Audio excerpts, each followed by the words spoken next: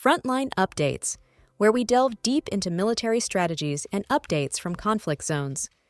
Today, we're discussing the progress of the ongoing special military operation as of December 20th, 2024. I'm your host, Sharifa Muhammad MGT. I'm Colonel A.C. Oguntoye, an infantry officer. Regional engagements. In the Kharkiv direction, significant losses were inflicted on Ukrainian forces, including over 100 servicemen and several armored vehicles. Similar intense combat actions were reported in other key areas such as Donetsk, Luhansk, and the broader Kursk region, with multiple Ukrainian units and equipment being destroyed or incapacitated. Welcome back to Frontline Updates. Today, we're joined by Colonel A.C. Oguntoye to provide us with an update on the progress of the special military operation as of December 20th, 2024. Thank you for being here, Colonel. Thank you. It's good to be here. Let's start with the big picture. Can you give us an overview of this week's key operations? From December 14th to 20th, the armed forces of the Russian Federation carried out 24 coordinated strikes using high-precision weapons and drones. These strikes targeted key Ukrainian military infrastructure, including energy facilities, military airfields, and storage sites for unmanned aerial vehicles.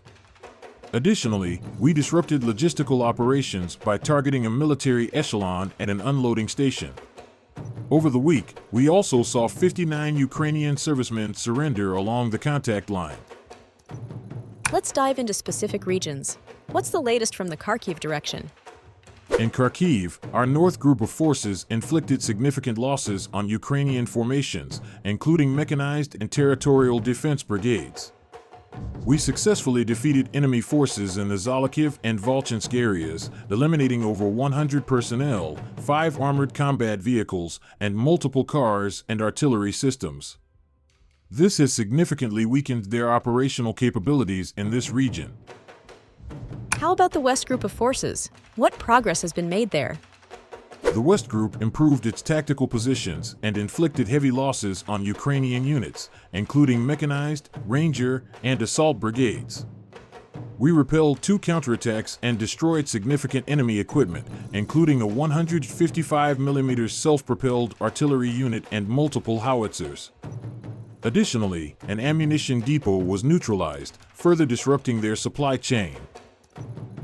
You mentioned the Southern and Center groups. Can you share updates from these areas? Of course. The Southern Group liberated several settlements, including Anavka, Vesely Gai, and Trudovoy in the Donetsk People's Republic.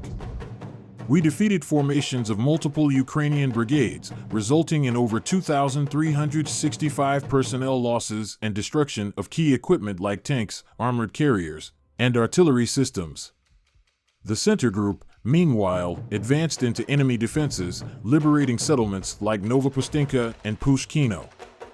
Despite facing 67 counterattacks, we maintained our positions and inflicted over 2,945 casualties on the enemy, along with destroying several pieces of Western-supplied military hardware. And the East Group? How are operations progressing there?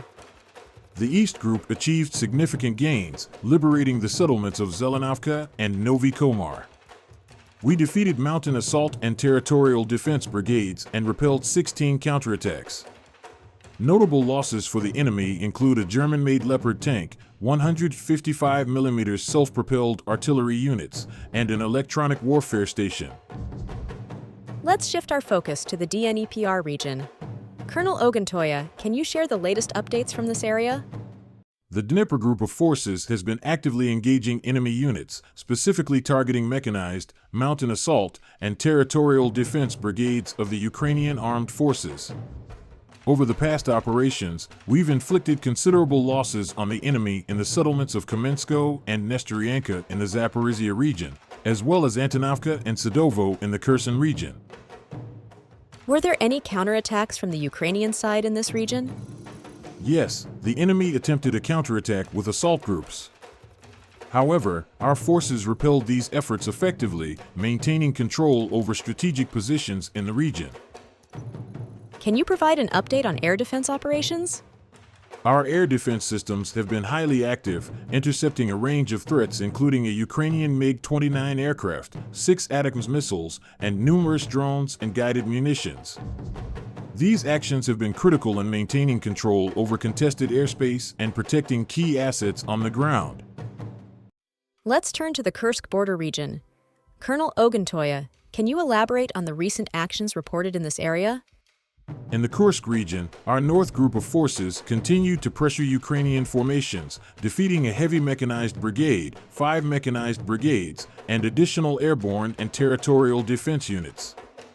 Over 225 enemy personnel were neutralized, and significant equipment losses were inflicted, including tanks, armored vehicles, and artillery pieces. Our forces, particularly the Marine Brigade of the North Group, have been actively clearing out Ukrainian armed forces militants from fortified positions.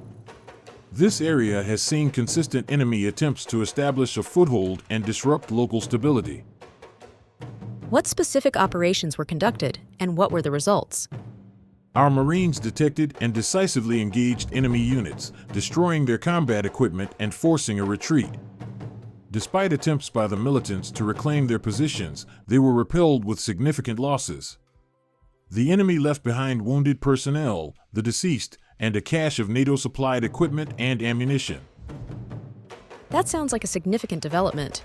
Were there any notable outcomes from intelligence gathered in the region? Yes, during these operations, we intercepted communications indicating that Ukrainian militants had orders to carry out brutal actions against local civilians in the Kursk region. This intelligence further underscores the need to secure the area and protect its residents. Are there any broader implications of these actions in the Kursk border region? Absolutely.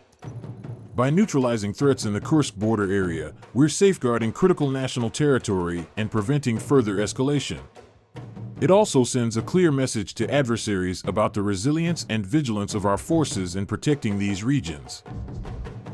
Finally, Colonel, what is the overall impact of this week's operations on the conflict? These operations have disrupted Ukrainian supply chains, weakened their combat capabilities, and allowed us to secure advantageous positions across multiple fronts. The liberation of key settlements and destruction of critical infrastructure and equipment are shaping the strategic landscape in our favor. Colonel, thank you for providing such a detailed briefing on the current military situation. Your insights are invaluable to our understanding of the conflict's dynamics. And thank you to our listeners for tuning in. Join us next time as we continue to provide up-to-date coverage on global military affairs. Stay with us for more updates and expert analyses on global defense and security issues. Stay informed, stay secure. Thank you for the opportunity. The Kurds in Syria warn that the danger of IS resurgence has doubled, highlighting the real threat that IS militants may attempt to free their comrades held in jails in the northeast. Human Rights Watch has accused Israel of committing acts of genocide in Gaza by blocking access to critical water needed for survival. In response to a missile attack, Israel has struck Houthi targets in Yemen. Public media report that 9 people were killed shortly after a Houthi missile was intercepted over Israel.